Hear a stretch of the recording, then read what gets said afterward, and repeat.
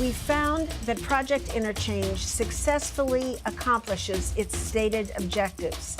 It does indeed increase understanding and expands its participants' thinking about Israel, its people, its culture, and its security.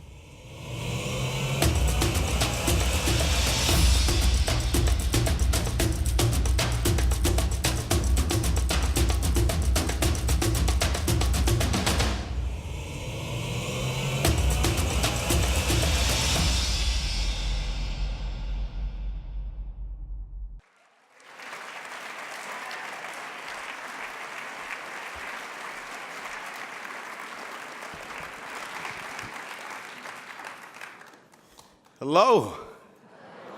Oh, y'all could tell I was from the South, huh? Y'all have a good voice.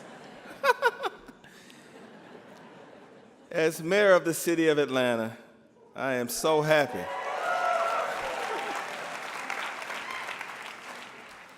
to bring you greetings from the cradle of the civil rights movement in America and the economic and cultural engine of the South.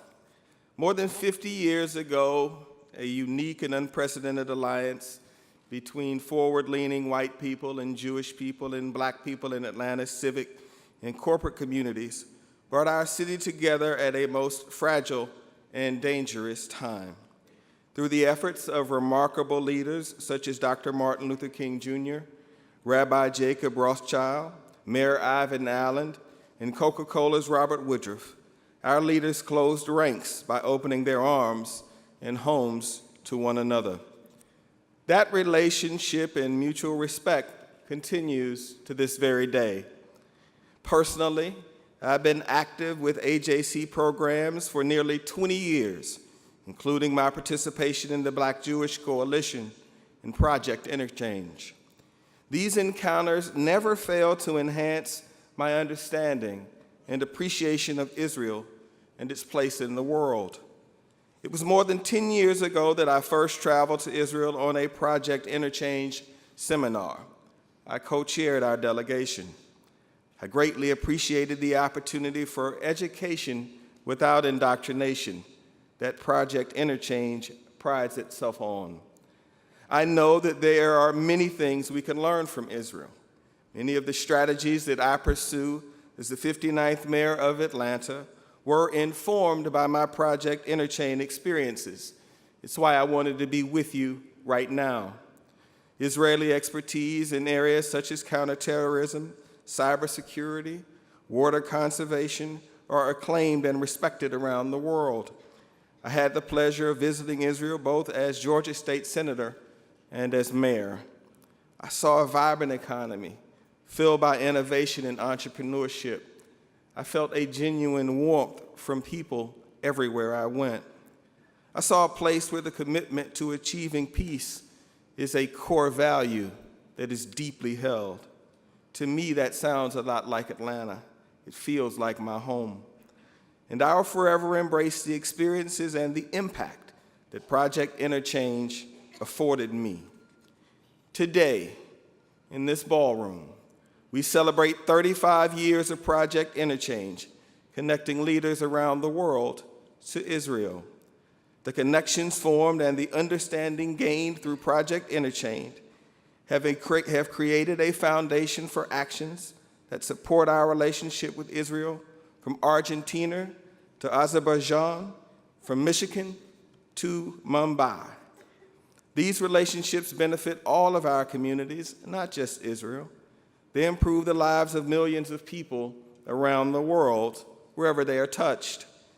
If you walk a short distance from where we're gathered this morning, you will see the Smithsonian's National Museum of African American History and Culture. Woven into that museum's planning and storytelling are concepts taken from a special Project Interchange delegation. Museum Director Lonnie Bunch, who was on a panel with me a few minutes ago, is another Project Interchange alumnus. In fact, during our panel, he talked about his experience. If you walk a little further, if you're in good shape, you can walk over to the Supreme Court of the United States, and you'd see Justice Sonia Sotomayor utilizes the experience she gained in Israel through Project Interchange in her approach to law. Members of Congress and current and former staffers at the White House from both political parties utilized the experiences and the relationships that were built through their time together on our trips. In capitals around the world and at embassies here and at the UN, foreign ministers, ambassadors, and diplomats continue to build their knowledge and stand up for Israel. International journalists have contacts and insights for their news articles that reflect their newfound reality of Israel. And thanks to Project Exchange, university and elected officials reject anti-Israel vitriol and one-sided solutions, and they're smart enough to know when to stand up. Instead, we have an informed view of Israel and engage powerfully in bilateral partnerships that help our communities at large. Paul Berger, do you happen to know who these people are who are sitting all around you this morning? I want you to pause a minute. Will all the Project Interchange alumni in attendance right now please stand up in this room?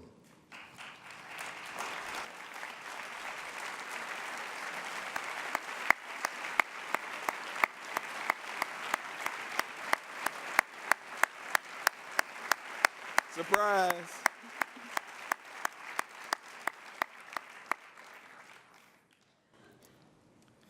These are just some of the 6,000 alumni from around the world who have been so profoundly influenced by AJC Project Interchange.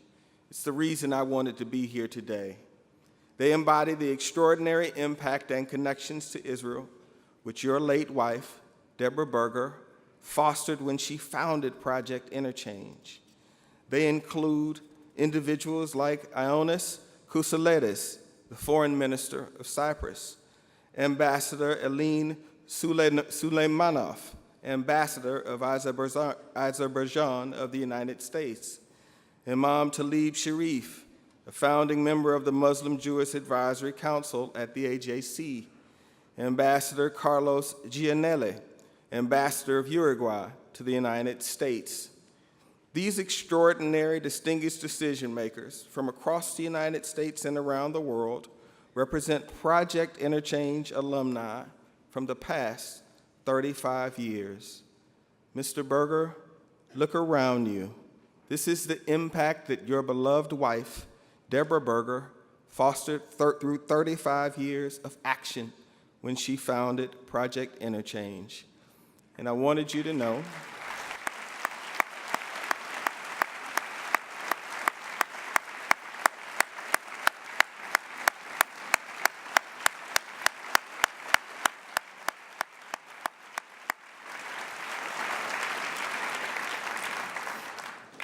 this is her legacy, and this is AJC's legacy. Around the world, Project Interchange alumni are at the forefront of the AJC's groundbreaking work with the Latino Jewish Leadership Council, the Muslim Jewish Advisory Council, various government officials, and the diplomatic community. Knowledge is power, and as a result of Project Interchange's educational focus and strategic approach, Israel is stronger and our communities are better off thanks to this great partnership and the power to act collectively. There is a powerful saying which I think about often: what comes from the heart enters the heart. And I hope that you feel that today. And I wanted to be here to say humbly, thank you.